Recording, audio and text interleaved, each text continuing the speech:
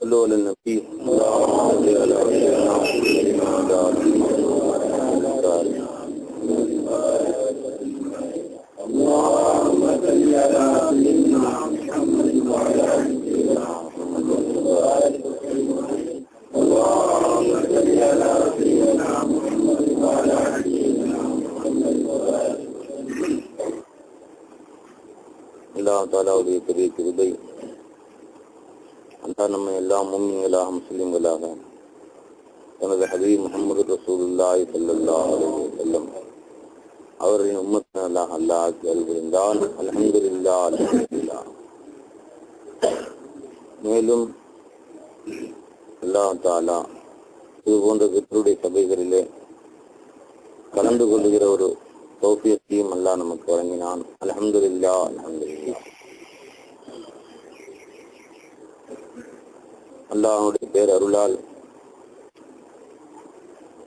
இது போன்ற அவன் நினைவு கூறக்கூடிய சபைகளிலே வாழ்நாள் எல்லாம் கலந்து கொள்கிற பாக்கியத்தை நசீபாக்குவானாக. திக்ரிலேயும் சுக்குரிலேயும் முஸாக்கராவிலேயும் அவன் நினைவிலேயும் வாழக்கூடியவர்களாக அல்லாஹ் நம்மை ஆக்கல் புரிவானாக.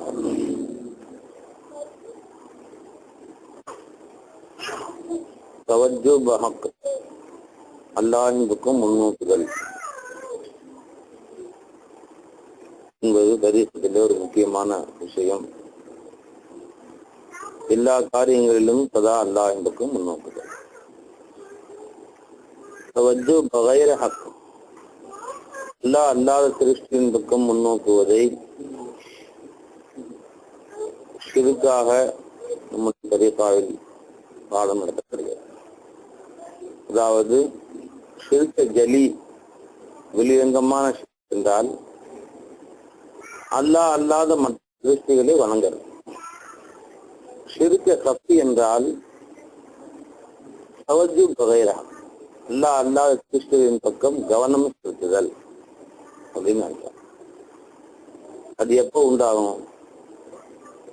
தவஜ்ஜு பகைராங்கிறது எப்போ உண்டாகும்? அல்லாஹ் அல்லாத சிருஷ்டிகளை அவை சுயமாக தன்தானே நன்மை தீமை செய்கிறது என்று எண்ணுகிற பொழுது தவஜ்ஜு பகைராக்கு உண்டாகும். எந்த வஸ்து மனிதனுக்கு கொஞ்சமாவது லாபம் தருதுன்னு நினைக்கிறோமோ அதன் பக்கம் சிந்தனை போகும். எந்த வஸ்துவிலிருந்தும் சிறிதளவேனும் நமக்கு தீமை வரும் என்று நினைக்கிறோமோ நம்முடைய சிந்தனை அதன் பக்கம் போகும். இது மனிதனுடைய இயற்கை. அப்போ அல்லாஹ் அல்லாத சிருஷ்டிகளின் பக்கம் நம் சிந்தனை போகாமல் இருக்க என்ன வழி? ஷேகும் அதை சொல்லிக் கொடுத்தார்கள். அல்லாஹ் அல்லாத எந்த சிருஷ்டியும் உனக்கு உதவாது. வேற எதனாலையும் உனக்கு அணு அளவேனும் நன்மை கிடையவே கிடையாது. அல்லாஹ் அல்லாத எந்த சிருஷ்டிகள் முயற்சி செய்தாலும் உனக்கு அணு அளவேனும் எந்த தீமையும் செய்துவிடவும் முடியாது. அல்லா என்பவுதல் ஜத்தி மின்கல் ஜத். பெருமா சொன்னாங்க, அல்லாஹும்ம லா மானிய லிமா அத்தீத் வலா முஅத்திய லிமா மனஅத வலா என்பவுதல் ஜத்தி மின்கல் ஜத். நீ கொடுத்ததை அகில உலகமும் சேர்ந்து தடுத்தாலும் முடியாது. நீ தடுத்ததை அகில உலகமும் சேர்ந்து கொடுக்க நினைச்சாலும் முடியாது. முயற்சி செய்யக்கூடிய முயற்சி உன்னிடத்துல எந்த பலனும் கிடைக்காது. அவன் முயற்சி பலன் கிடைக்காது, நீதான் அவனுக்கு பலன் கொடுப்பாயின்ட்டாங்க சொல்லலாம். லா மானிய லிமா அத்தீத் வலா முஅத்திய லிமா மனஅத வலா யன்ஃபஉல் ஜத்தி மின்கல் ஜத்ன்னு சொன்னாங்க ரசூலுல்லாஹ். இப்ப மனிதனுடைய சிந்தனையில சதா அதிகமாக எது உலாத்திட்டு இருக்கு?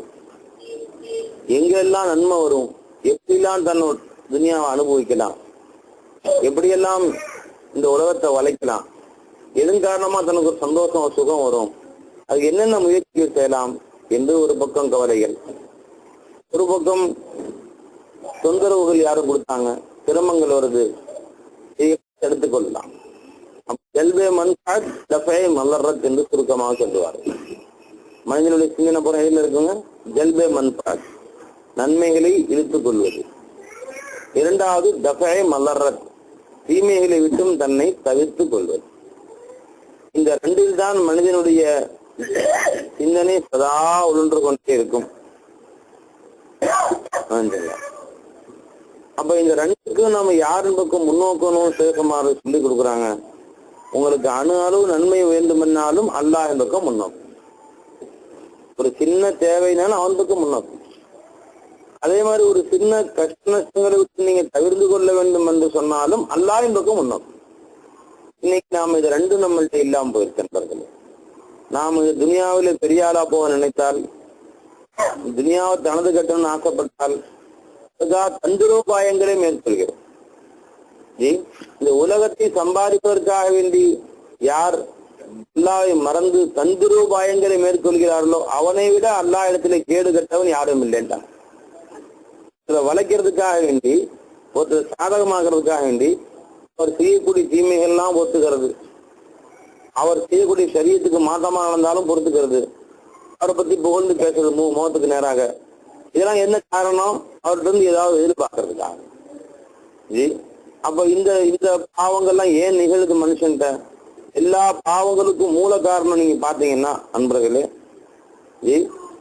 மனிதனிடத்துல அல்லாஹ்வுக்கும் தவஜ்ஜு இல்லாதனால, அல்லாஹ்வை நாஃபியல் ஆறா விளங்காதனாலதான் எல்லா பாவங்களும் நிகழ்வதற்கு மூல காரணமே அது. நீங்க பேப்பர் எடுத்து பாத்தீங்கன்னா கொடூரமான கொலைகள், கொடூரமான நிகழ்ச்சிகள் எல்லாம் பாக்குறீங்க. காரணம் என்ன? சில நாட்களுக்கு முன்னாடி போட்டிருந்தாங்க, கோயம்புத்தூர் பக்கத்துல ஒரு ஊர்ல ஒரு குடும்பத்தோட, ஒரு முஸ்லிம் குடும்பம் அப்படியே தற்கொலை செய்து விஷம் மருந்து பற்றி இறந்து போனார்கள்னு போட்டது. சில வாரங்களுக்கு முன்னாடி போட்டிருந்தான், பார்த்திருப்பீங்க நீங்க. இப்ப அவர்கள் குடும்பத்தோட அந்த வீட்டுல தந்தை, மனைவி, அவங்க வீட்டுல பிள்ளைகள் 20 வயது பொம்பளை பிள்ளை, 15 வயசு பிள்ளை, பொம்பளை பிள்ளை, ஆம்பளை பிள்ளைங்க 7-8 பேர் எல்லாரும் சேர்ந்து. அப்ப என்ன தாலீம் அவர்களுக்கு கொடுக்கப்படல? ஏன் அந்த குடும்பம் இன்னைக்கு குடும்பத்தோட போய் சேர்ந்தது காரணம் என்ன? அல்லாஹ் இலாஹ்ங்கிற தாலீம் இருக்குமானால், இது என்ன உனக்காக உனக்கு ஒரு வீடு இருந்துச்சு, விசாலமான வீட்டுக்குள்ள பூட்டு வச்சு ஒரு வீடு இருந்துச்சு, இந்த வீட்டை அல்லாஹ் கொடுத்துட்டானே. இது கூட இல்லாமல் அசாபு சுப்பாக்கள், சஹாபாக்கள், திண்ணை சஹாபாக்கள் அவங்க வீட்டு திண்ணையில கொஞ்சம், இவங்க வீட்டு திண்ணையில கொஞ்ச நாள் வாழ்ந்தாங்களே, அந்த நிகழ்ச்சியே உனக்கு ஞாபகத்துக்கு வரல? உணவு இல்லாம எப்படிலாம் சஹாபாக்கள் உணவு எல்லாம் கஷ்டப்பட்டாங்க. உனக்கு நீ ஏன் சாப்பாட்டுக்கு பிரச்சனை வந்துச்சா? உனக்கு கண்ணியத்துக்கு குறைவது கடங்காரன் கேட்காங்க. இன்னைக்கு சாதனை நினைக்கிறேன், எல்லாவையும் இலாக நினைக்கல. இப்போ உலூஹியத்துடைய இல்ம நான் சின்ன வயசுலயே கொடுத்திருந்தால், உலூஹியத்தில் லா இலாஹ இல்லல்லாஹ் இல்ம கொடுத்திருந்தால் இத்தகைய விபரீதங்கள் நடக்காமல் இருந்திருக்கும். அல்லாஹ் காப்பாத்திருப்பான் பிறகு. அதனால விக்ரம் அவசியம் என்ன? லா இலாஹ இல்லல்லாஹ்வுடைய இந்த விளக்கம் இந்த பிஞ்சு உள்ளங்களுக்கே தேவைப்படும். இந்த சின்ன வயசுலயே அவர்களுக்கு அல்லாஹ் தான் இலாஹ், அல்லாஹ் தான் இலாஹ்ங்கிறத கொடுத்திருந்தால், அவன் பட்டினியாக ஒரு மாசம் கடந்தாலும் சரிதான், உயிர் போனாலும் சரிதான், அவன் இப்போ பசினால தற்கொலை செய்து கொள்ள வேண்டும் எண்ண மாட்டான்.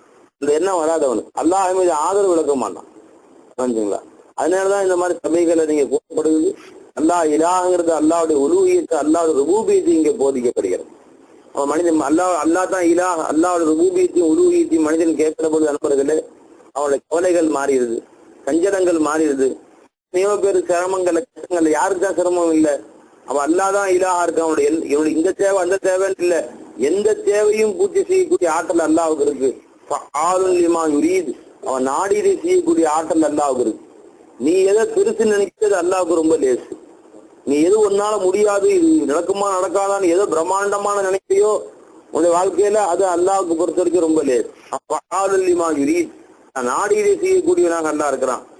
இன்னல்லாஹ் ஹுவர் ரஸாக்குன்னு சொல்ல அல்லாஹ் தஆலா தன் பேர அவன் அதிகம் வழங்கக்கூடிய ராசிக்காக இருக்கிறான் என்று சொல்லல, ரஸாக்குன்னு சொன்னான். அதோட நிப்பாட்டல இன்னல்லாஹ் ஹுவர் ரஸாக்கு ஜுல் குவத்தில் மத்தீன், வேற ஆற்றலுடைய பெரும் குவத்தையுடைய ரஸாக்கு. நான் உனக்கு கொடுக்கறதுக்காக வேண்டி நான் பெரும் குவத்துடைய டெவலப் பண்ணிட்டேன். நான் உனக்கு கொடுக்கறது ரொம்ப லேஸ் எனக்கு. இதையெல்லாம் அவன் கேட்கிற பொழுது அல்லாஹ்வுடைய உருவத்தை கேட்கறது அல்லாஹ் அக்பர். நம்ம சின்ன தேவைகளை வச்சுக்கிட்டு மூக்கால அழுதுட்டு உட்காந்துருக்கோம். அல்லாஹ் கொடுப்பானா கொடுக்க மாட்டானா, ஐக்கி நைக்கிட்டு உட்கார்ந்து இருக்கிறோம். ஆனா அல்லாஹ் எவ்வளவு பேர் ரஸாக்கா இருக்கிறான்னு கேட்கும் போது அவன் மேல முழு தவக்கல் வைக்கணுங்கிற ஈமான் நமக்கு வருது. அதே மாதிரி அல்லாஹ்வுக்கு வேற யாரும் லார் இல்ல, அல்லாஹ் தவிர வேறு யாரும் அணு அளவு தீமைகள் செய்ய முடியாது நம்ம